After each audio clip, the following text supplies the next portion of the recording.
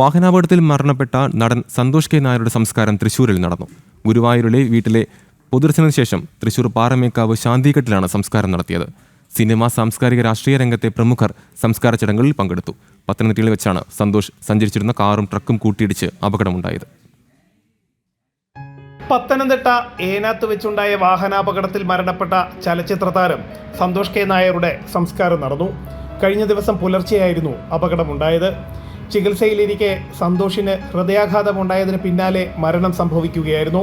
പുലർച്ചെ ഗുരുവായൂരിലെ വീട്ടിലെത്തിച്ച മൃതദേഹം ഉച്ചയ്ക്ക് 1 മണി വരെ പൊതുദർശനത്തിന് വെച്ചു. അന്തിമോപചാരം അർപ്പിക്കാൻ സിനിമ, സാംസ്കാരിക, രാഷ്ട്രീയ മേഖലയിലെ പ്രമുഖർ എത്തി. ശരിക്കും 2014 മുതൽ ഈ സർക്കാർ ഇങ്ങനെ ഒരു പദ്ധതി കൊണ്ടുവന്നപ്പോൾ അതിൻ്റെ ദേശീയ പ്രസിഡന്റ് എന്ന നിലയിൽ കേരളത്തിന് പുറത്തുള്ള സംസ്ഥാനങ്ങളിലും ഓടി നടന്ന് പ്രവർത്തിച്ച ഒരാളാണ്. ഒരു സിനിമാ നടൻ എന്നതിലപ്പുറത്ത് ഒരു സാമ്പത്തിക വിദഗ്ധൻ കൂടിയായിരുന്നു അദ്ദേഹം. Santosh K Nair all India Nidhi foundation ദേശീയ പ്രസിഡന്റായും പ്രവർത്തിച്ചിരുന്നു. സിനിമാ മേഖലയ്ക്കൊപ്പം തന്നെ പൊതുപ്രവർത്തനത്തിലും അദ്ദേഹം സജീവമായിരുന്നു.